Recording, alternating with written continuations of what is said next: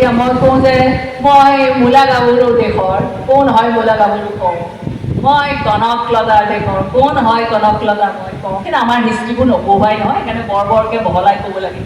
আৰু তাৰ পৰা আকৌ মই কওঁ আমি জয়মতীৰ দেশৰ হওঁ, মই অতি সাধিনী জেগাৰ হওক, মানে এই কথাবোৰ আমি কওঁ কোন হয় অসমীয়া মহিলা। কালি মোৰ ৰাজবালা দাস এৱাৰ্ড দিছে হেণ্ডিক কলেজত, মোৰ ৰাজবালা দাসৰ দেশৰ মানুহ মই, সেয়া কোন হয়।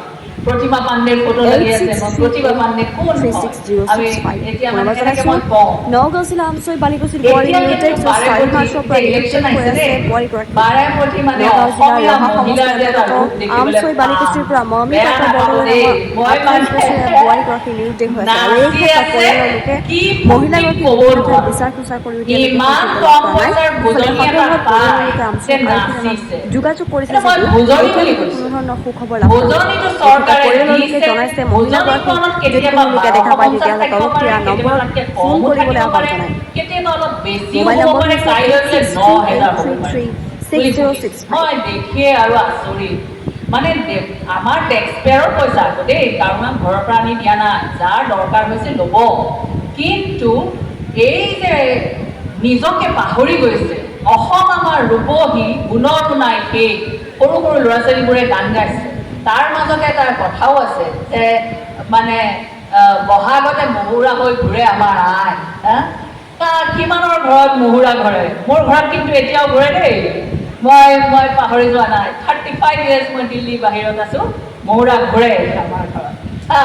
তাৰ মানে মোৰ মায়ে শিকিছে আৰু এতিয়া আমাকো শিকাইছে। সেই বস্তুবোৰ আমি পাৰ কৰিব লাগিব। নিজৰ নিজত্বটো কোনো দিনাখনে নাপাহৰিব। মেৰুদণ্ড ভাঙিলে নবনে।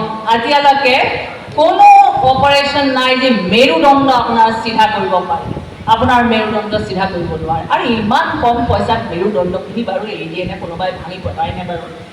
মই মানে অলপ হ'লেও সেইকাৰণে ভাবিছোঁ যে এই কথাটো কৈ যাব লাগিব দেই। অসমীয়া মহিলা কিন্তু আপোনালোকে এই কথাটো অলপ বুজক, খুব জৰুৰী হৈছে, কাৰণ কাইলৈ আপোনালোকক ভিক্ষাৰী বনাব।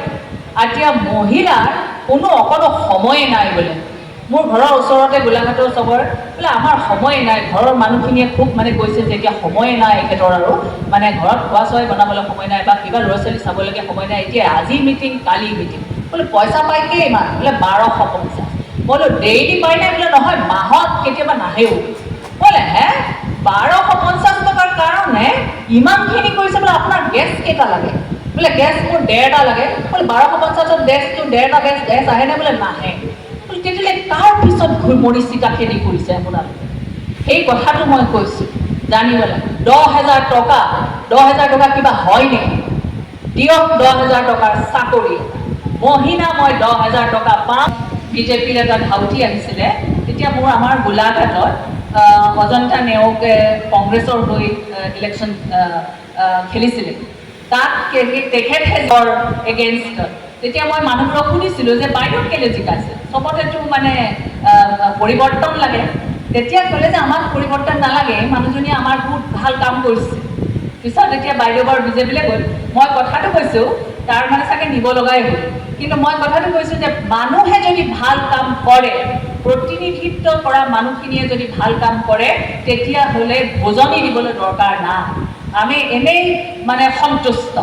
সেই বস্তুটো মই ভাবোঁ যে অসমীয়া মহিলাই অকণমান মনত ৰখা উচিত আৰু আগবাঢ়ি যোৱা উচিত। প্ৰশ্নটো আমাৰ এটা বিবেক আছে, সেই বিবেকটো ক'ৰবাত বন্ধ কৰি দিছে ফোন এটা দি পেলাই।